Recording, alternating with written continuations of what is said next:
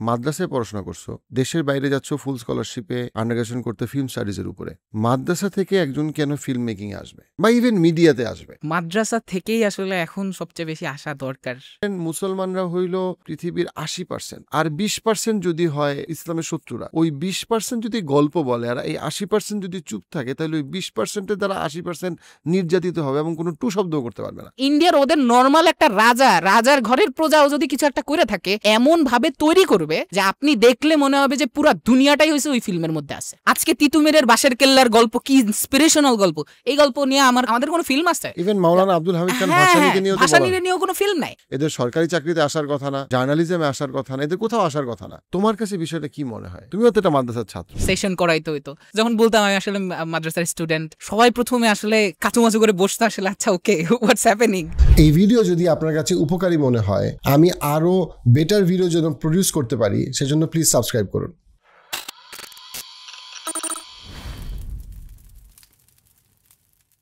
সালাম আলাইকুম সাদ, কেমন আছো? এই তো আলহামদুলিল্লাহ। তো সাদ, যেটা নিয়ে আমরা গল্প করবো সেটা হচ্ছে তুমি মাদ্রাসায় পড়াশোনা করছো এবং দেন এখন তুমি দেশের বাইরে যাচ্ছ ফুল স্কলারশিপে আন্ডারগ্রেজুয়েশন করতে ফিল্ম স্টাডিজের উপরে। তুমি মাঝখানে অলরেডি কতগুলো শর্ট ফিল্ম বানাইছো, তোমার কিছু শর্ট ফিল্ম অলরেডি অ্যাওয়ার্ড পাইছে।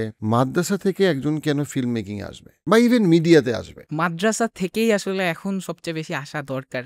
মেইনলি আমাদের যেই গল্প বা এই যে একটা বিশাল জনগোষ্ঠী কিন্তু হতেছে যে আপনার এই ধর্মীয় বিষয়টার উপরে দাঁড়ায় আছে, হ্যাঁ।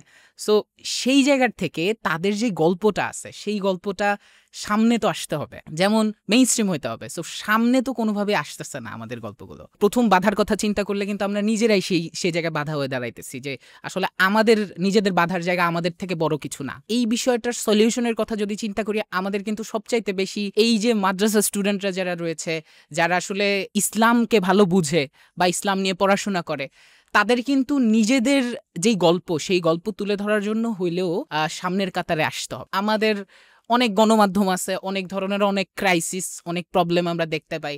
যেমন প্রথম আলো, ডেইলি স্টার, এগুলো নিয়ে আমাদের অনেক ধরনের অনেক প্রবলেম আছে নিজেদের মধ্যে, অনেক হীনমন্যতার মধ্যে ভুগি। প্রায় সময় কোনো একটা কিছু হইলে আমরা লেটসে চলে যাই যে হচ্ছে আচ্ছা আন্দোলন করি, তাদের বিরুদ্ধে একটু কিছু বলি, লেটসে যাই তাদের অফিসের সামনে আমরা একটা কোরবানি দিয়ে ফেলাইতেছি, তারপরে তাদের অফিসের সামনে যে আমরা হইতেছে যে আন্দোলন করতেছি। এই বিষয়টা দিয়ে কিন্তু আলটিমেটলি কোনো সলিউশন আসতেছে না। আমাদের নিজেদের এই যে ন্যারেটিভ উৎপাদন করা বা বয়ান তৈরি করার যে মাধ্যম, সেই মাধ্যম কিন্তু মেইনলি আমাদের এই জনগোষ্ঠীর কারো কাছে নাই। এই জায়গার থেকে আসলে কাজ কি হইতেছে, কাজ কি করতে চাইতেছি আমরা, বা সেই নিয়ত কি আমাদের মধ্যে আছে, সেই ইচ্ছা আছে? এই দিকে যদি এই অ্যাঙ্গেলে যদি আমি কথা বলতে চাই, তাইলে দেখবো যে হচ্ছে ম্যাক্সিমাম অফ দেম খুব ক্রুশিয়াল একটা অবস্থার মধ্যে আছে যে আমরা চাই আমাদের ছেলেমেয়েরা আসলে হাফেজ হবে, খুব ভালো হবে এবং মাদ্রাসার একজন টিচার হবে। ইটস এ ভেরি অনারেবল, আমি বলবো যে জায়গা আসলে তারা হইতে পারেন, এটা প্রবলেমেটিক কিছু না। কিন্তু সেই টিচারটা কেন একজন নির্মাতা হইতে পারবে না? সেই টিচারটা কেন একজন ভালো স্কলার হইতে পারবে না, যে হইতেছে যার কথা আসলে সবাই শুনবে? সেই টিচারটা কেন একজন জার্নালিস্ট হইতে পারবে না, যে আসলে কোনো একটা প্রবলেম হইলে, কোনো একটা তার নিজের কোনো বয়ান তৈরি করতে হইলে সে সেটা অ্যাড্রেস করে মিডিয়া পর্যন্ত এনরিচ করতে পারবে? সবসময় আমরা পিছুপা হয়ে যাই বা আমাদের একটা পিছুটান থাইকা গেছে সব কিছুতে। সো এই জিনিসটা নিয়ে আসলে কাজ করার, আমি মনে করি যে আমরা যদি আসলে শুরু না করি বা আমরা যদি চেষ্টা না করি, আসলে এই জায়গাটায় পরিবর্তনটা আসবে না। আর পরিবর্তন আসারও অনেক বড় একটা ইম্পর্টেন্স আছে, কারণ এইখানের কত ধরনের প্রবলেম। লেটস সে আমি যদি খুব পলিটিক্যাল একটা কন্ট্রোভার্সিয়াল জিনিস নিয়ে আসি, যেমন হিফাজতের মানুষজন, অনেকগুলো হুজুর একসাথে, এই মানুষগুলোর জীবনের কি দাম নাই? এই মানুষগুলো যখন তখন যার যেমনি মন চাইতেছে তাদেরকে ইউজ করা হইতেছে, তাদের উপরে ম্যাসাকার যাইতেছে, বিভিন্ন ধরনের প্রবলেম তারা তারা ফেস করতেছে। কিন্তু তাদের গল্প কিন্তু আপনি আজকে খুঁজলে তাদের নিয়ে একটা রিসার্চ নাই, তাদের নিয়ে একটা ডকুমেন্টেশন নাই, তাদের নিয়ে একটা ডকুমেন্টারি নাই, তাদের নিয়ে কোনো বায়োপিক নাই। কি কারণে নাই? কারণ এই জিনিস আমরা বানাইতে চাই নাই। আমরা কোটি কোটি টাকা, বিশাল ইন্ডাস্ট্রি হইতেছে যে জাকাতের টাকা আসে যায়, যেমন হইতেছে যে রিলিজিয়াস মানুষজন আমরা সবাই বিশ্বাস করি যে ইসলামের একটা হইতেছে যে স্তম্ভ জাকাত। সো এই যে জাকাতের টাকা যাইতেছে, বিভিন্ন ফাইন্যান্সিয়াল বিষয়গুলো যাইতেছে, সেগুলো দিয়ে আমরা কিন্তু এই যে ইস্টাবলিশমেন্ট বা এই যে গল্পগুলো থেকে যাবে, তাদের জীবন যে তারা দিছে, এটা তো ম্যাটার করা উচিত, রাইট? এইটার একটা আউটকাম থাকা উচিত। তারা তো এমনিতেই জীবন দেয়া, তাদের জীবনটা হচ্ছে যে এমনিতেই চলে যাওয়া মানে উচিত। শাপলা চত্বরে 13 মের হ্যাঁ ঘটনা হ্যাঁ 2013 সাল। হ্যাঁ হ্যাঁ, আমি সেই গল্পটা বলতেছি। এই এতগুলো মানুষ একসাথে তারা ম্যাসাকারের শিকার হইলো, তাদের গল্প নিয়ে কিন্তু হইতেছে যে আপনার অনেক ফিল্ম হইতে পারে, অনেক মুভি হইতে পারে, অনেক ডকুমেন্টারিজ হইতে পারে, যেগুলা নেটফ্লিক্সেও চলতে পারে। সো এই যে বিষয়গুলা এখন নেটফ্লিক্সে যদি না দেন, আপনি নেটফ্লিক্সের মতো কিছু একটা নিজে বানান, নো ওয়ারিজ। পশ্চিমাদের আমরা অনেক ধরনের অনেক কথা বলি যে আসলে তাদের সাথে কাজ করা যাবে না, তাদের নিয়ে আমরা অনেক আলাপ তুলি, কিন্তু সেই আলাপের অপোজিশনে আমাদের কি কাউন্টার ন্যারেটিভ কি কিছু আছে বা আমরা তৈরি করতে পারতেছি? সো এই প্রবলেমগুলো অ্যাড্রেস করার জায়গা থেকেই আসলে আমার মনে হয়েছে যে আসলে মাদ্রাসা থেকে পড়া হোক আর হইতেছে যে ইসলামের জন্য হোক বা নিজের জনগোষ্ঠীর জন্য হোক, আসলে আমার এই ভয়েসটা রেইজ করার জন্য ট্রেন আপ হওয়া দরকার। একটা দ্যাটস যদি ওয়াই জায়গায় আসে যে আমরা যে এখন তো ইহুদিদেরকে নিয়ে অনেক কথা হয়, জিউদেরকে নিয়ে অনেক কথা হয়, এবং for a very long time আমেরিকাতে জিউদেরকে নিয়ে সামান্য সমালোচনা করলে অ্যান্টিসেমিটিজমের গালি খেয়ে আপনার চাকরি যাইতে পারে, একটা সিনেটারের চাকরি বন্ধ চলে যেতে পারে। কেন, মানে কোথা থেকে এই বয়ান? সেই যে দ্বিতীয় বিশ্বযুদ্ধের পর থেকে জিউদেরকে নিয়ে যে কত সিনেমা হয়েছে হলিউডে, কত বয়ান, কত পোস্ট, কত শত জার্নাল, অর্থাৎ এখানে যে বয়ানটা তৈরি করা হয়েছে পুরা, যেই বয়ানটা এত পাওয়ারফুল ছিল, লাইক শিল্ডার্স লিস্ট অথবা এরকম অনেক মুভি তৈরি করেছে, যে মুভিগুলো এখনো IMDb লিস্টের প্রথমে আছে, যে জিউদেরকে যে জার্মানরা অত্যাচার করছে সেটাকে নিয়ে জিউরা সংখ্যায় অনেক কম, কিন্তু তারা বারবার সিনেমা, নাটক, গল্প দিয়ে পুরা ইউরোপ এবং আমেরিকার সাধারণ মানুষের মধ্যে এমন একটা কিছু বানায় ফেলছে যে জিউরা হইল পার্মানেন্টলি অসহায়, জিউরা পার্মানেন্টলি নির্যাতিত। সো জিউদেরকে নিঃশর্তভাবে সাপোর্ট করতে হবে, যেটার কনসিকুয়েন্স হিসেবেই কিন্তু অনেক কিছু হয়েছে। খুব রিসেন্টলি এই গল্পটা আস্তে আস্তে চেঞ্জ হচ্ছে, এখন আমরা মিডিয়াতে দেখতেছি যে না, প্যালেস্টাইনের পক্ষে অনেক ভয়েস ইউরোপ আমেরিকা থেকে আসছে, বাট এটা খুবই রিসেন্ট ঘটনা। আপ টু 2023 সাল পুরাপুরি মিডিয়া 100-100 জিউদের কন্ট্রোলে ছিল, বাট এই কন্ট্রোলে তারা এটাকে কি করছে, তারা গল্পটাকে বলছে, বয়ানটা বলে বলে বলে বলে মানুষের মনে অন্তরে একটা জায়গা করে নিছে। হ্যাঁ, সেখানে আরও মিলিটারি ডিপ্লোমেসি আছে, আর অনেক কিছু আছে, বাট ইটস ইম্পর্টেন্ট যে ওই জিনিসটা আছে। এবার আমরা আসি যে প্যালেস্টাইনের যে ইস্যু, 1950 যে প্যালেস্টাইনের ঘটনা শুরু হয়েছে, প্যালেস্টাইনের ঘটনাকে কেন্দ্র করে 2 বিলিয়ন মুসলমান কয়টা সিনেমা, নাটক, গল্প বানাইতে পারছে, কয়টা ন্যারেটিভ তৈরি করতে পারছে। আমরা আসলে প্যালেস্টাইনের ঘটনাকে কতটা পৃথিবীর সামনে তুলে ধরতে পারছি, সো দ্যাট পৃথিবীর মানুষের কাছে, সে মুসলিম হোক বা মুসলিম না হোক, সে বুঝতে পারে যে মুসলিমরা আসলে স্ট্রাগল করতেছে। ইরাকে আমেরিকার যুদ্ধ নিয়ে আমেরিকা অনেক কিছু বানাইছে, ন্যারেটিভ বানানোর চেষ্টা করছে। ইরাকিরা বা মুসলিমরা কোনো গল্প বানাইতে পারে না, কোনো ন্যারেটিভ বানাইতে পারে নাই, যেটা পুরো পৃথিবীর সামনে সে ডেমনস্ট্রেট করতে পারছে, যেটা দিয়ে সে বুঝাইতে পারছে যে আসলে, বা আফগানিস্তান, যে কোনো একটা জায়গায় আমি বলি, সো মুসলমানদের গল্পগুলো কখনো বলা হয় নাই, এবং সেটা অনেক ক্ষেত্রে মুসলমানরাই চায় নাই, কারণ তাদের কাছে না, এইসব গল্প বলা আমাদের কাজ নাই, এগুলোর কোনো দরকার নাই, এগুলো সব পশ্চিমা কূটনীতি। বাট দিনের শেষে গল্প তো বলা দরকার ছিল, এবং গল্প না বলার জন্য তো আমরা সাফার করছি। আমার অপিনিয়ন এই বিষয়ে বা হচ্ছে এটা নিয়ে যদি বলি, অ্যাড্রেস করি, কাহিনী হইতেছে যে এই যে জিউদের একটা লম্বা সময় তাদের ন্যারেটিভ বানানো হইতেছিল, এটা কিন্তু তাদের মিশনারি কাজ ছিল, রাইট? সো তাদের বিশাল একটা ফান্ড, তারা হইতেছে যে একত্রিত হয়ে প্ল্যানিং করে এই জিনিসগুলো করছে। এখন তারা এমন সুপিরিয়র একটা জায়গা চলে গেছে যে তারা যেহেতু এত নিপীড়নের শিকার হয়েছে, তাইলে আসলে তাদের নিজেদের একটা হক আছে, তাদের নিজেদের একটা রাইটস আছে, তারাও অন্যের উপরে আসলে সর্ট অফ অত্যাচার করতে পারে। যে তাদের নিজেদের জনগোষ্ঠীর মাইন্ডসেটটাও কিন্তু এইভাবে তারা তৈরি করে নিছে। তারা যতই বোমিং করুক, তারা যতই প্রবলেম ক্রিয়েট করুক, তাদের জনগোষ্ঠী ম্যাক্সিমাম অফ দেম এখন আইসা একটা সময় আইসা তাদের জনগোষ্ঠীরাও হইতেছে যে ভাবতেছে, একটু হিপোক্রেট ফিল করতেছে। কিন্তু লম্বা একটা সময় কিন্তু এই ন্যারেটিভটা বানানো হয়েছে যে আমরা সর্ট অফ অনেক অত্যাচারের মধ্যে দিয়ে গেছি, সো আমরা এখন যেটা করতেছি এটা আসলে আমাদের আইডেন্টিটির লড়াই, বা তাদের জাতিগত জায়গার থেকে তাদেরকে এই জিনিসটা তৈরি করে তাদেরকে মাইন্ডসেটটা গ্রো করা হয়েছে।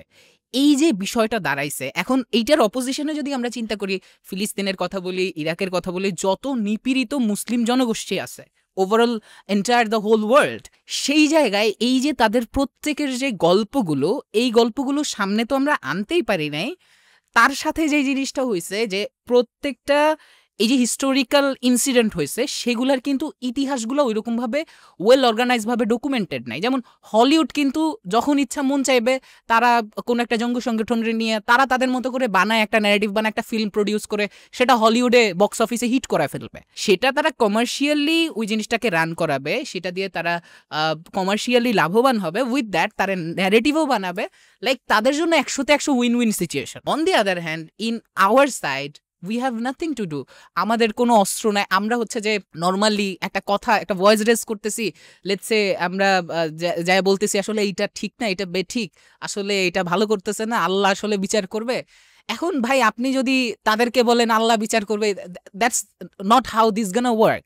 তারপরে যদি আমরা বলি যে আসলে এইটার শেষ হবে, আসলে কিয়ামত সামনে আসতেছে, একটা একটা আমাদের একটা ন্যারেটিভ আছে, বা যারা একটু অত্যাচারিত জনগোষ্ঠী তারা ম্যাক্সিমাম সময় বলে আসলে কিয়ামত তো সামনে চলে আসছে, আমাদের তো তেমন কিছু করার নেই, ফিতনা ফাসাদের থেকে দূরে থাকি, কিয়ামত চলেই তো আসবে, ইমাম মাহদি চলে আসবে, সবকিছু সলিউশন আসলে উনার ঘাড়ে দায়িত্বটা বর্তায়, আমাদের আসলে কোনো দায়িত্ব নাই। এই যে একটা এই যে আরেকটা ন্যারেটিভ যে আমরা আসলে দুর্বল, এই জিনিসটা এস্টাবলিশ হয়ে গেছে আমাদের ব্রেনের মধ্যে, এইটাও কিন্তু খুব ভয়াবহ আমাদের আসলে আমাদের যে কমিউনিটি তাদের জন্য। এখন লেটস সে একটা গল্প যদি বলি, যেমন ফাতেমা নামের একজন মহিলা, তার হইতেছে যে তিনি একজন ফটো জার্নালিস্ট, তার একটা ফিল্ম সর্ট অফ কিছু কানে হইতেছে যে সিলেক্টেড হয়েছে। সো সে জানছে নিউজটা যখন, তার লাইক কিছুদিনের মধ্যেই তার পুরা হাউসটার উপরে বম্বিং হয়েছে, এবং তার ফ্যামিলি সহ, ইয়াস ফিলিস্তিনি, তার ফ্যামিলি সহ সবাই হইতেছে যে লিটারেলি মারা গেছে, শহীদ হয়েছে। সো এই যে হইলো, দেখেন মিডিয়ার পাওয়ার যদি আসলে না থাকতো তাইলে এই মানুষটার মরতে হইতো না। আর তার গল্পটা দেখেন কানে কিন্তু গেছে।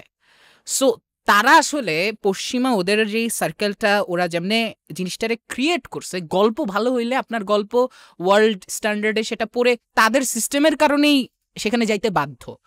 এখন লেটস সে আমি আবারও বলি যে যদি আপনি না দিতে চান সেখানে, লেটস মেক আনাদার প্ল্যাটফর্ম, যেখানে আপনারা কানের মতো একটা প্ল্যাটফর্ম বানাইতেছেন। সেইটা তো করার মুরদ আমাদের কারো আসতেছে না। অন দি আদার হ্যান্ড, কেউ যদি আসলে কানে একটা ফিল্ম নিয়ে যাইতে চায়, সে আসলে ওই কোয়ালিটির একটা কিছু করতে চায়, সেখানে আমরা ধর্মীয় অনেক বাধা প্রতিবন্ধকতা তার সামনে চতুর্দিকে বাইধা দেই, যেটার মাধ্যমে সে ওই বাউন্ডারিজের মধ্যে আটকা পড়ে। সো কেউ যদি লেটস সে এখন আপনি আমার ফিল্ম মেকার, বা আমি চাই আসলে ভালো ফিল্ম বানাবো, বাংলাদেশের অ্যাঙ্গিকে বলি বা ওয়ার্ল্ড স্ট্যান্ডার্ডে বলি, এখন খুব কম মানুষজন আছে, খুব কম স্কলার আছে, বা খুব কম জনগোষ্ঠী আছে যারা বিষয়টা বুঝতেছে বা এইটাকে তারা সফটলি নিতেছে। বাট ম্যাক্সিমাম অফ দ্যাম তারা যেটা চিন্তা করতেছে, বা বাংলাদেশের আঙ্গিকেই যদি বলি, তারা মনে করে হচ্ছে যে যারা করবে তারা আসলে ধর্মীয় অনুভূতি তাদের মধ্যে রেখা, ইথিক্যাল বাউন্ডারি সেট কইরা রাইখা তারা আসলে ফিল্ম বানাইতে পারবে না। এটা আসলে সর্ট অফ বানানো পসিবলই না, অথবা যদি বানায়ও কেউ, এটা আসলে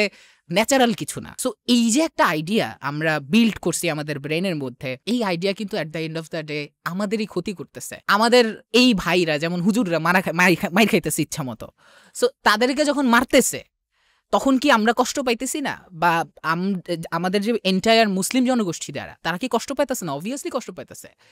এই সময়ে আমার আসলে করার কি আছে, এই জায়গাটা আসলে ফাইন্ড আউট করা উচিত, এই জায়গায় প্রশ্ন করা উচিত, এবং এই জায়গাটা নিয়ে কাজ করা উচিত। লেটস সে আরেকটা বিষয় যদি বলি, যেমন আমাদের বাবা মাদের মানে মনে করে যে আমার ছেলেটা হাফেজ হইলে আমার আসলে জান্নাতটা কনফার্ম হয়ে, জান্নাতের একটা টিকিট পেয়ে গেলাম। এইটা যেমন চিন্তা করতেছেন, with that you have to think about যে এই ছেলেটা যে হাফেজ হয়েছে, এইটার যে এরকম তো আরো অনেকজন, আরো 10 জন, 100 জন, 1000 লক্ষাধিক বাবা মা চাইছে তাদের সন্তানরা হাফেজ হবে না। সো এই যে একটা কমিউনিটি তৈরি হয়েছে না, এই কমিউনিটি আসলে স্ট্রাগল করতেছে, এই কমিউনিটি আসলে ভবিষ্যতে কেমনে ওয়ার্ল্ডে সার্ভাইভ করবে সেটা কি আপনি চিন্তা করছেন? আচ্ছা, সার্ভাইভ করলো সামহাও, কিন্তু তারা যে বৈষম্যের শিকার হবে, বিভিন্ন সময়ে বিভিন্ন প্রবলেমের শিকার হবে, তাদের কি কোনো ভয়েস রেজ করার প্ল্যাটফর্ম আছে? তারা কি কথা বলতে পারতেছে? এখন আপনি আপনার ছেলেরা হাফেজ বানান, কোনো সমস্যা নাই, ইটস আ ভেরি লাইক খুব প্রিশিয়াস একটা ব্যাপার। উইথ দ্যাট আপনি আপনার ছেলেরা আপনি ফিল্ম মেকার বানাইতে হবে, আপনার ছেলেরা আপনার জার্নালিস্ট বানাইতে হবে, আপনার ছেলেরা আপনার এন্টারপ্রেনার বানাইতে হবে, যে হইতেছে আসলে লিড দিবে ইন্ডাস্ট্রিতে। সো এই বিষয়গুলো আমরা ইসলামরে আসলে একটা মানে বলবো যে মাকাল ফলের মতো বানাইতে চাই, সর্ট অফ, যে আমরা ইবাদত করব, খুব গরিব হইতে হবে একজন মুসলমান হইলে, এগুলো হয়ে যায় at the end of the day আসলে আমরা জান্নাত পেয়ে যাব। কিন্তু আমার যেটা মনে হয় যে প্রত্যেকটা মানুষরে যাদের আসলে আল্লাহ ট্যালেন্ট দিছে, ব্রেন দিছে, এগুলা যে ইউজ আমরা করতেছি না, এই রিসোর্সেসগুলো ইউজ করতেছি না বা চেষ্টা করতেছি না, যাদের আসলে ক্যাপাবিলিটিস আছে তাদের সবার আল্লাহর কাছে যা জবাবদিহি করতে হবে, আমি এটা বিশ্বাস করি। আমার কাছে মনে হয় যে আমি ইসরায়েল প্যালেস্টাইন ইস্যুতে আরও 2টা পয়েন্ট আমি আনতে চাই যেটা খুবই ইম্পর্টেন্ট। সেটা হলো যে মানুষ টিকটককে খুব গালাগালি করতো আমাদের দেশে, যে টিকটক খারাপ, টিকটক ভুয়া, টিকটকের কারণে দেশ শেষ হয়ে যেতেছে ইত্যাদি। হুইচ ইজ ট্রু, টিকটকের অনেক অপব্যবহার আছে, কোনো সন্দেহ নাই। কিন্তু টিকটকের মাধ্যমে আমেরিকানরা এবং ইউরোপিয়ানরা সবচেয়ে বেশি প্যালেস্টিনিয়ানদের খবরটা জানছে, টিকটকের মাধ্যমেই জানছে। এবং সে টু আ পয়েন্ট যেখানে ইসরায়েলের যে বর্তমান প্রধানমন্ত্রী নেতানিয়াহু, সে 2023-2024 সালে একটা কনফারেন্সে আমেরিকাতে বারবার বলছে, we are losing the narrative war, Israel is losing the narrative war. এবং আমরা যদি এখন দেখি, ইসরায়েল এবং আমেরিকার অনেক ধনকুবরা হাজার লক্ষ টাকা খরচ করছে, কোটি ডলার খরচ করছে বিভিন্ন লেগাসি মিডিয়া গুলাকে কন্ট্রোল করার জন্য, সেই 1960 থেকে 2025 পর্যন্ত চেষ্টা করছে। বাট এখন তারা ফেইল করতেছে। ফেইলটা কোথায় করতেছে? ফেইল করতেছে টিকটকে, ফেইল করতেছে ফেসবুকে, ইউটিউবে। এখন আমেরিকা বা ইউরোপে মামদানির যে বিজয়, সেটা আসলে প্যালেস্টাইনের বিজয় ইসরায়েলের বিরুদ্ধে। কারণ মামদানি সরাসরিভাবে প্যালেস্টাইনের পক্ষে ছিল, এবং আমরা দেখতে পাইছি প্যালেস্টাইনের পক্ষে থাকার তার জনপ্রিয়তা বাড়ছে, কমে নাই। প্যালেস্টাইনের পক্ষে একটা মুসলিম দাঁড়ায় নিউ ইয়র্কে জনপ্রিয় হবে, মেয়র হিসেবে হওয়ার চিন্তা করবে, এটি অকল্পনীয় ছিল 3 বছর আগে। এটা কেন হয়েছে? ইটস বিকজ সোশ্যাল মিডিয়া এবং টিকটকের জন্য হয়েছে। আমরা ফিলিস্তিনিদের কাছে যতটুকু আমরা খবর পাইছি, আমরা পাইছি আল জাজিরাতে অথবা টিআরটিতে। বাট এই সবগুলা জিনিস, beat TikTok, beat Al Jazeera, beat TRT, এই সবগুলা কিন্তু আমাদের অনেক ধর্মীয় ব্যক্তিবর্গের কাছে কুল্লু হারাম, সবই হারাম, সবই বাদ। এবং তারা যখন এটাকে হারাম এবং বাতিল ঘোষণা করে, তারা কিন্তু এটা কোনো অল্টারনেটিভ তৈরি করার পরামর্শও দেয় না। তাদের অনেকের পরামর্শটা হলে এগুলো কিছুই দরকার নাই। কিন্তু সে কিন্তু ফিলিস্তিনের কথা সে কিন্তু এই মাধ্যমগুলোর মাধ্যমেই জানছে। মুসলমানদের এই জায়গাটাতে চিন্তা করা যে ন্যারেটিভের একটা বিশাল পাওয়ার আছে। আপনি পৃথিবীতে ধরেন মুসলমানরা হইল লেটসে পৃথিবীর 80%, আর 20% যদি হয় ইহুদিরা বা অন্য ইসলামের শত্রুরা, ওই 20% যদি গল্প বলে আর এই 80% যদি চুপ থাকে, তাহলে ওই 20%-এর দ্বারা 80% নির্যাতিত হবে এবং কোনো টু শব্দও করতে পারবে না। এটা হচ্ছে পৃথিবীর বাস্তবতা। এই বাস্তবতা আমার কাছে মনে হয় এখন আমরা সবাই জিনিসটা যথেষ্ট অ্যাপ্রিসিয়েট করি না বা যথেষ্ট বুঝি না, যে জিনিসটা আসলে কতটা ট্রু। যে আপনার গল্প যদি আপনি না বলেন, ইসলামের শত্রুরা আপনাকে তাদের গল্পের মধ্যে ভিলেন বানায় গল্পটাকে ছাপাবে এবং আপনাকে সেটা একসেপ্ট করতে হবে। ঠিক যেইটা 2013 সালের 5 মে যে শাপলা চত্বরের ম্যাসাকারের পরে যেই ঘটনাটা ঘটছে, এবং এক্স্যাক্টলি ওই ঘটনাটাই হবে। এবং আমরা আমাদের গল্প বলতে পারবো না, কারণ আমাদের গল্প বলার কোনো জায়গা নাই, এবং সবগুলো জায়গায় আমরা হারাম মনে করি। মাটির ময়নার কেসটা এটা নিয়ে তুমি যদি বলো, যে আমাদের মাটির ময়না একটা যখন হইলো, ওই মাটির ময়না নিয়ে অনেক হুলস্থুল হইলো, কন্ট্রোভার্সি হইলো, মাদ্রাসাকে খারাপভাবে দেখানো হয়েছে, ওই মাটির ময়না আবার বেশ কিছু অ্যাওয়ার্ডও পাইলো। তো শিল্পী মহলে অনেক এটা সুনাম কুড়াইলো, মাদ্রাসা কেন্দ্রিক জায়গাতে এটা সমালোচিত হইলো। তোমার কাছে বিষয়টা কি মনে হয়? তুমিও তো একটা মাদ্রাসার ছাত্র, তুমিও তো মাটির ময়না দেখছো। দেখেন, প্রবলেমটা হইতেছে যে পুরা ফিল্মের মধ্যে কিন্তু কন্ট্রোভার্সি করার মতো তেমন আহামরি এলিমেন্টস নাই, বা সরাসরি কোনো ধরনের প্রবলেম সেখানে আছে এরকমের কিন্তু নাই। কিন্তু ট্রিগার্ড হয়েছে। কেন ট্রিগার্ড হয়েছে? এখন মাদ্রাসার স্টুডেন্টদেরকে এই যে যারা আসলে তার বাবার যে চরিত্রটা দেখানো হয়েছে মাটির ময়নার মধ্যে, যে তার মেয়ে আসলে ওই ছেলেটার বোন আসলে মারা গেছে, কারণ ছিল হচ্ছে যে এই যে ধর্মীয় যে ব্যাপারটা, ধর্মীয় একটা রিচুয়াল তারা ফলো করতেছিল, সর্ট অফ চিকিৎসাটা ঠিকঠাক মতো দেয় নাই, সো সেই জন্য তার বোনটা মারা যায় এই গল্পটার মধ্যে। এই পুরাটা ন্যারেটিভ নিয়ে আসলে মোটামুটি এই ফিল্মটা হয়েছে। এখন আসেন সমস্যা কোথায়? সমস্যা হইতেছে যে ইসলাম কিন্তু সবচাইতে বেশি আপনার মেহমেদ গরমেজের একটা কথা আছে যে আসলে ইসলামের মধ্যে এই যে ম্যাথ বলেন, ফিজিক্স বলেন, কেমিস্ট্রি বলেন,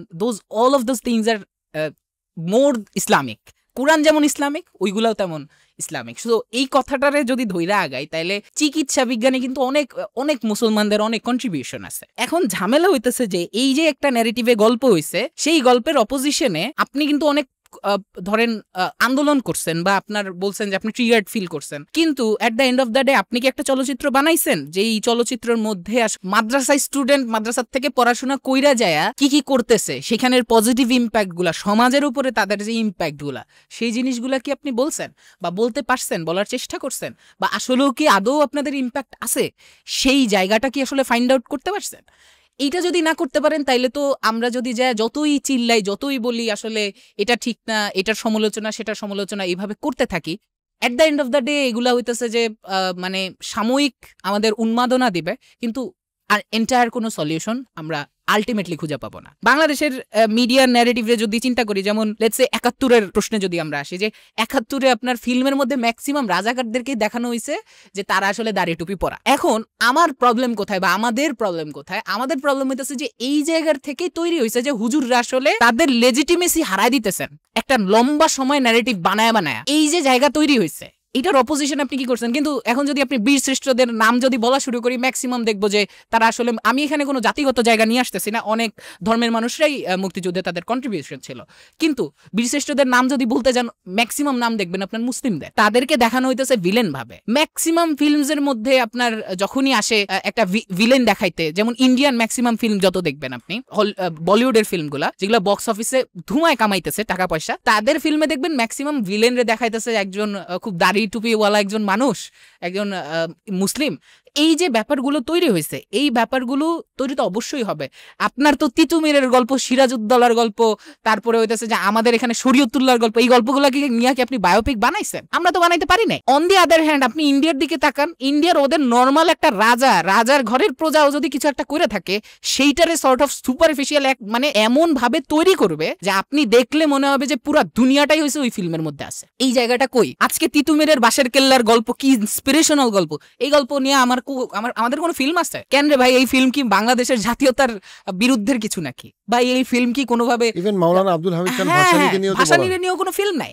মানুষ মনে করে যে আসলে মুসলমান হইলে বা হচ্ছে ইসলামিক মানুষরা আসলে ক্রিয়েটিভ হইতে পারে না, ইসলামিক মানুষরা আসলে ভালো সায়েন্টিস্ট হইতে পারে না, ইসলামিক মানুষরা ভালো এন্টারপ্রেনার হইতে পারে না, ফিল্ম মেকার হইতে পারে না, বা নিজেদের গল্প আসলে বলতে পারে না।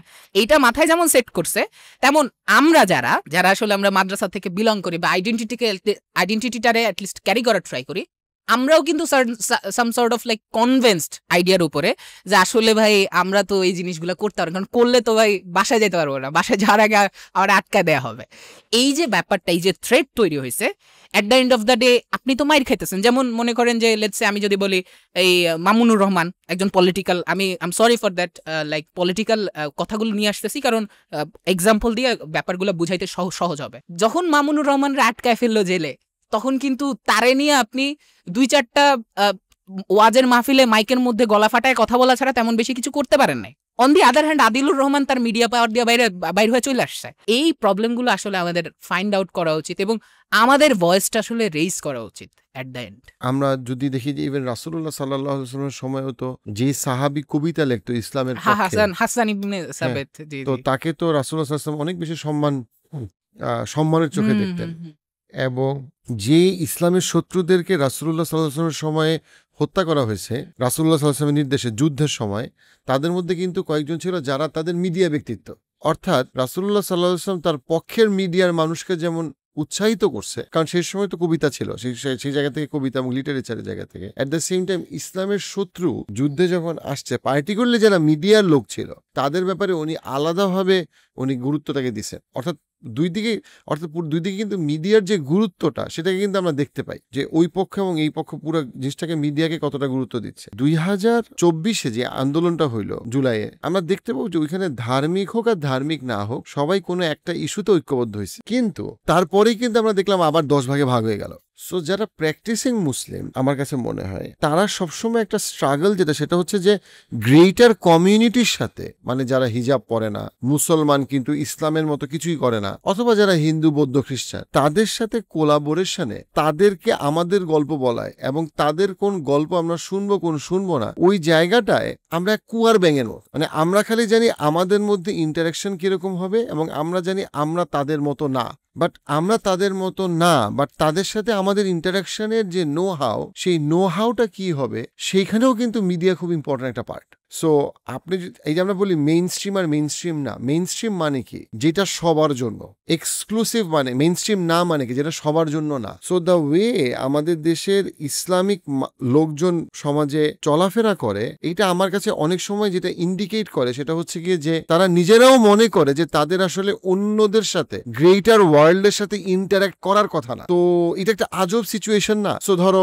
একটা মাদ্রাসার ছেলে ধরলাম যে তাদের 5% শিক্ষক হবে, তাদের আরো 10% ইমাম হবে, তাদের আরো 5% মুয়াজ্জিন হবে, বাকি 80% কি হবে? তাদের জায়গা তো নাই, তাদের তো কোথাও না কোথাও কাজ করতে হবে। তো তাদেরকে তখন সমাজে ছড়াই পড়তে হবে। যখন তাদেরকে সমাজে ছড়াই পড়তে হবে, তাদের তো গ্রেটার সোসাইটির সাথে ইন্টারঅ্যাক্ট করতে হবে। ওই ইন্টারঅ্যাকশনে কিন্তু কোনো টুলস স্কিলস তাদেরকে কিন্তু শেখানো হয় না। এবং ওই জায়গায় কিন্তু media important, because media, Bangla medium, English medium, সবার কাছে মাদ্রাসার এমন একটা ছবি তুলে ধরতে হবে যেটা তাদের জন্য সহায়ক। কারণ 80% মাদ্রাসার ছেলে আসলে মেইন স্ট্রিমে আসতে বাধ্য হবে।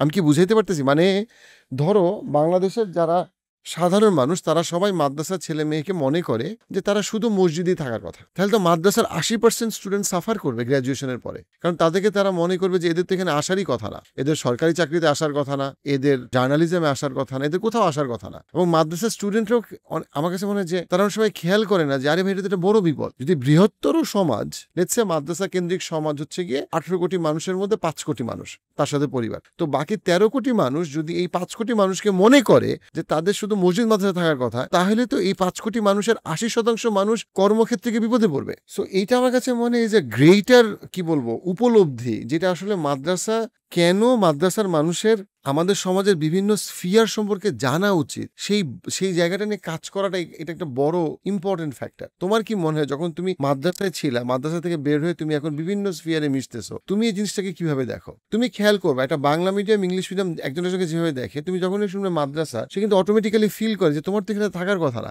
তোমার এই মিটিংয়ে থাকার কথা না, তোমার এই কাজে থাকার কথা না, তোমার এই রাস্তায় থাকার কথা না, তোমার এই আড্ডায় থাকার কথা না, and so on. As a person একটু এক্সপ্লোর করার জন্য আই হ্যাড টু অ্যাটেন্ড করতে হইতো অনেক সেমিনার্স এন্ড এভরিথিং, সেশন করাইতে হইতো। সো এরকম যখন যায় প্রথমে বলতাম যে আসলে পরিচয় দেওয়ার সময় তো আমরা সবাই বলি যে আসলে আমরা এখান থেকে বিলং করি, যখন বলতাম আমি আসলে মাদ্রাসার স্টুডেন্ট, পড়াশোনা করছে, সবাই প্রথমে আসলে কাচুমাচু করে বসতো আসলে আচ্ছা ওকে হোয়াটস হ্যাপেনিং, সামথিং মানে সাসপিশিয়াস কিছু হইতেছে। সো এই বিষয়টা যখন আমি দেখছি আমার মনে হয়েছে যে এইটার জন্য অ্যাগেইন আমরা অনেক দায়ে বলতে পারি যে আমাদের আসলে প্রবলেম এটা সেটা, মিডিয়ারও অনেক প্রবলেম হইতে পারে, কিন্তু again at the end of the day দোষটা কিন্তু আমাদের নিজেদের। আমাদের কেন মাদ্রাসার থেকে একটা ছেলে বের হওয়া ছেলে পাবলিক স্ফেয়ারে যায় মিশতে তার কেন প্রবলেম হবে? আল্লাহ তো মানে হচ্ছে যে আপনার যারা কোরআন পড়বে তাদের নলেজ একটু কম থাকবে বা তারা ট্যালেন্টেড, ইভেনচুয়ালি মানে যারা হাফেজ তাদের ব্রেন কিন্তু আরো বেশি শার্প, তারা কিন্তু আরো বেশি অ্যাডাপ্টেবল। যেমন মনে করেন যে এখন অনেক সেশন হয়, অনেক ট্রেনিং হয় যে ওইটা অ্যাডাপ্টেবিলিটি শেখানো হয়, এক একটা জায়গায় যায় কিভাবে আমরা নিজেদেরকে মানায় নিব এই জিনিসগুলো শেখানো হয়। এই জিনিসগুলো কিন্তু এই একটা হিফজ খানের স্টুডেন্টের থেকে বেশি কিন্তু অন্য একটা জেনারেল স্টুডেন্টের থাকার পসিবিলিটি আমি মনে করি কম, কারণ সে যেই পুরো এন্টায়ার সিস্টেমের মধ্যে দিয়ে বাইর হয়ে আসে তার মধ্যে অ্যাডাপ্টেবিলিটি ইজ লাইক 100% আছে। তারপরে তার এই যে কনসিয়াসনেস, তার ব্রেনটা যে শার্প এবং কন্টিনিউয়াসলি তার ব্রেনটা কাজ করে, এটা যে ইউজ করা হয়েছে ওইভাবে ম্যাক্সিমাইজ করা হয়েছে, সেইটার একটা উদাহরণ এক্সাম্পল হিসেবে আপনি চিন্তা করলে যে কোরআন 30 পারা সে মুখস্থ করে ফেলতেছে। আল্লাহ যেটা বুঝাইতে চাইছে আমাদের যে তোমাদের আসলে আমরা দুনিয়া মানে আমি দুনিয়াতে পাঠাইছি তোমাদেরকে দায়িত্ব দিয়া, দায়িত্বটা হইতেছে যে এই গ্রেটার যে কমিউনিটি আছে এটা লিড তোমরা দিবা। এই জায়গাটা কই আমাদের একটা লিডারশিপের জায়গা তৈরি হইতে হইলে তো আমার আসলে আমার যে জনগোষ্ঠী আছে এখানে তো মনে করেন সব মানে জেনারেলাইজড পিপল থাকবে, তাদের আন্ডারস্ট্যান্ডিংও আমার মধ্যে থাকতে হবে যে আমি যদি তাদের নিয়ে কাজ করতে চাই তাদের বুঝটা আমাদের মধ্যে থাকতে হবে। এখন আর একটু শর্ট করে আনি কথাগুলো, এই যে বিষয়টা দাঁড়াইছে এইটার পিছনে কিন্তু আমি যদি বলি যে আমাদের অ্যানসেস্টর যারা আছে তাদেরও কিন্তু ভুল আছে, অনেক ধরনের ভুল আছে। কি কারণে? যে তারা মনে করছে যে আমি আসলে একটা মাধ্যম বানায় ফেলছি পড়াশোনার, সো এইটাই আসলে এন্টায়ার মাধ্যম হওয়া উচিত। এখন আমি যদি আপনারে বলি যে যারা আসলে কিছু পড়াশোনার ধারা আছে মাদ্রাসা লাইনে, সারসিনা বলি বা ভারতে কিছু পড়াশোনার ইনস্টিটিউশন আছে যেখানে আসলে খুব দারুণভাবে তাদেরকে আপনার ফিকা এখন যদি আমি ফিকা নিয়ে কথা বলি তাইলে কিন্তু ফিকার মধ্যে আপনার চলে আসবে চিকিৎসা বিজ্ঞান, ফিকার মধ্যে চলে আসবে আপনার ফিজিক্স, কেমিস্ট্রি, বায়োলজি সবকিছু চলে, মানে স্টেমের যত সাবজেক্ট আছে সব চলে আসবে ফিকার মধ্যে। কেন আসবে? ফিকা ইটসেলফ মানুষের জীবনের সলিউশন মানে ফিকা। দিস ইজ সামথিং মানে ইন ইসলাম মেডিকেল সাইড হইতেছে যে আমাদের জন্য ফিকা। এখন আমরা যদি সেইখানে না এক্সপার্টিস থাকে, সেটা বুঝারই চেষ্টা না করি, তাইলে কেমনে হবে? আমরা যদি কন্টিনিউয়াসলি চিন্তা করি যে আসলে একটু পড়বো, পড়ে একটা টিচার হব, মসজিদে থাকবো, একটা সময় যায় আমি হতেছে জান্নাতে চলে যাব, হয়ে যাবে জান্নাত, এত সহজ যদি মনে করি আমরা জীবন তো এত সহজ না, বা এত সহজ হওয়া উচিত না। এখন আসেন জেনারেলাইজড, যে জেনারেলিস্ট ফেয়ার আছে এই জায়গায় যদি কাজ করার কথা বলি, বা আমরা যখন কাজ করতে যাই তখন যেই হীনমন্যতার শিকার হই, এটা মিডিয়া ট্রায়ালের জন্য হোক বা মিডিয়া ন্যারেটিভের জন্য হোক, মেইনলি যেটা তারা মনে করে যে হচ্ছে একটা স্টুডেন্ট, এগেইন আপনি যেটা বললেন যে সে আসলে মাদ্রাসায় যেহেতু পড়ে, সে আসলে একজন হুজুর হবে, সে আসলে ওয়াজ মাহফিল করবে, অথবা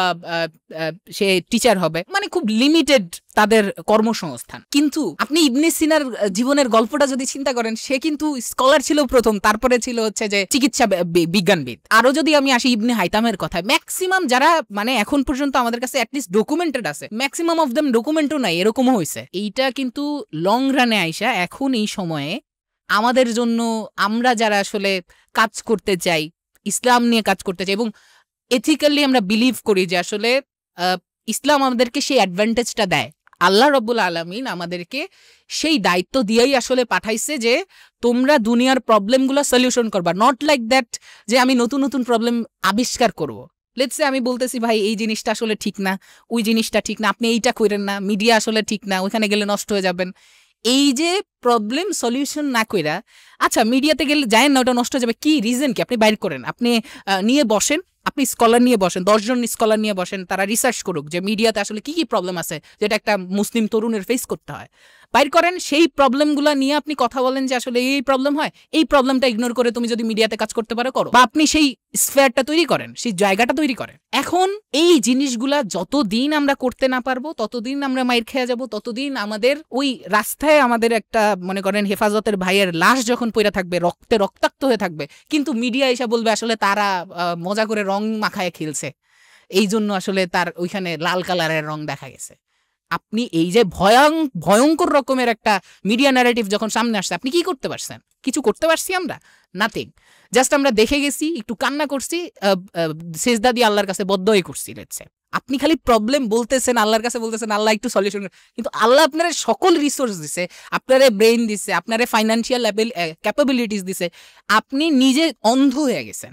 আমরা যেহেতু মানে সবসময় হতাশার কথা না বলে আসলে কাজ করা উচিত বা চেষ্টা করা উচিত, সেই জায়গাটাতেই আসলে আমি আমার পার্সোনালি কাছে কাজ একটা করতে চাই। আশার জিনিস যেটা মনে হয় সেটা হচ্ছে গিয়ে যে পাবলিক লেভেলে, মানে জাস্ট পিওর পাবলিক লেভেলে, কনজিউমার দর্শক লেভেলে মানুষের প্রচুর আগ্রহ আছে। একটা উদাহরণ দেওয়ার জন্য বলি যে আমাদের দেশে একসময় ইরানি চলচ্চিত্র হইতো, তারপরে রিসেন্টলি টার্কিশ যতগুলা ফিল্ম আসছে, এরতুগ্রুল, পাবলিক লেভেলে এটার অনেক অ্যাকসেপ্টেন্স আছে বা ছিল।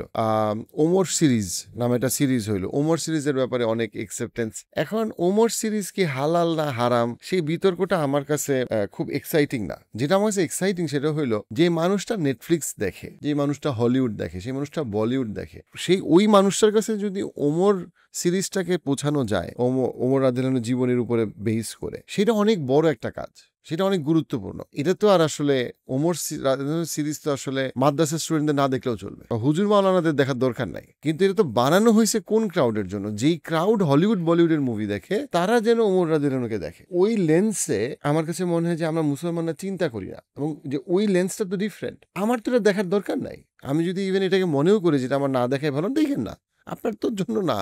আপনি যদি মনে করেন ওমর রাদিয়াল্লাহুকে জানার জন্য আপনি বই পড়বেন, মাশাআল্লাহ পড়েন, কিন্তু ওই ফিল্ম মেকিং এর দরকারটা কি? গ্রেটার ন্যারেটিভে নিজেদেরকে প্রেজেন্ট করা। ওই জায়গাটা থেকে আমার কাছে সবসময় মনে হয় যে কাতার অনেক আহেড। কাতার সবার আগে আল জাজিরা করলো, কাতার সবার আগে ফুটবল ওয়ার্ল্ড কাপ করছে, এবং এটা এই জন্য ইম্পর্টেন্ট যে কাতারের যে ব্যাখ্যাটা, ইভেন তাদের রিলিজিয়াস অথরিটি থেকে যে ব্যাখ্যাটা, সেটা হচ্ছে কি যে মানে ওদেরকে যখন বলা হয়েছে তোমরা কেন ফুটবল ওয়ার্ল্ড কাপ করবা, সে সরাসরি বলছে ফুটবল ওয়ার্ল্ড কাপ আমরা এই জন্য করি না যে আমাদের ধার্মিক লোকজন এসে ফুটবল খেলবে বা দেখবে, আমরা করছি যেন বৃহত্তর বিশ্ব যারা আরো অনেক রকম কিছুর মধ্যে আছে, তারা মুসলিম ওয়ার্ল্ড সম্পর্কে একটা বেটার ধারণা পাবে। সো এটা এদের জন্য না যে মাদ্রাসার ছেলে পেলে সব বাইরে এসে ফুটবল স্টেডিয়ামে এসে খেলা দেখবে, এটা তাদের জন্য যারা ইসলাম সম্পর্কে কিচ্ছু জানে না, কোনোদিন কোনো মুসলিম ওয়ার্ল্ডে আসে নাই, এবং তারা একটা মাধ্যমে এসে তারা একটা মুসলিম বিশ্ব সম্পর্কে একটা ধারণা রাখবে, যে ধারণাটা মুসলিম বিশ্বের গ্রেটার বিশ্বকে জানানোটা দরকার, সেটার একটা জায়গা। এগেইন এটা নিয়ে অনেক কথা আমিও শুনছি, কন্ট্রোভার্সি আমিও শুনছি যে এটা কি করা ঠিক হয়েছে কি ঠিক হয় নাই। মানে কিছু কিছু জিনিসকে আমার কাছে মনে হয় যে গভীরভাবে চিন্তা করে আমাদের চিন্তা করা উচিত যে না, আসলে হ্যাঁ আমাদের ছেলে মেয়ে দিনের শেষে যদি জার্নালিস্ট না হয়, যদি কখনো ফিল্ম মেকিংয়ে না আসে, যদি কখনো কোনো রকম মিডিয়ার সাথে যুক্ত না থাকে, দেন আমরা কেন আশা করি যে ইসলাম নিয়ে মিডিয়া দেশে বা দেশের বাইরে ভালো একটা কথা বলবে, যখন এটাকে যারা ধারণ করে তারা কখনো এই জায়গায় আসে না। এটা তো হবে না। তো দিনের শেষে আপনি তাদেরই মিডিয়া দেখবেন, বদদোয়া করবেন, গালাগালি করবেন, কিন্তু আপনি তাদেরই মিডিয়া দেখতেছেন। এই তো সেই জায়গাটা আমার কাছে মনে হয় যে তোমার যে চিন্তাধারা বা কাজ, সেটাতে আল্লাহ বরকত দেখ। ডেফিনেটলি এখানে স্ট্র্যাটেজিক হওয়ার অনেক বিষয় আছে, সেখানে অবশ্যই হালাল স্পষ্ট, হারাম স্পষ্ট, মাঝখানে যত কিছু আছে সেটার ব্যাপারে আলেমদের সাথে সবসময় পরামর্শ করার খুবই প্রয়োজন। কিন্তু সবকিছুর পরের কথা হচ্ছে গিয়ে যে মিডিয়াতে ইসলামের রিপ্রেজেন্টেশন দরকার। তো সেই জায়গাটা থেকে তুমি যে মিডিয়া রিপ্রেজেন্টেশনের জন্য চেষ্টা করতেছো, আল্লাহ সেটাতে বরকত দেখ। সো থ্যাংক ইউ ভাইয়া আজকে পডকাস্টে জয়েন করার জন্য এবং তোমার এক্সপিরিয়েন্স শেয়ার করার জন্য, এবং আই হোপ দ্যাট তোমার মাধ্যমে উম্মার অনেক কল্যাণ হোক ইনশাল্লাহ। Thank you.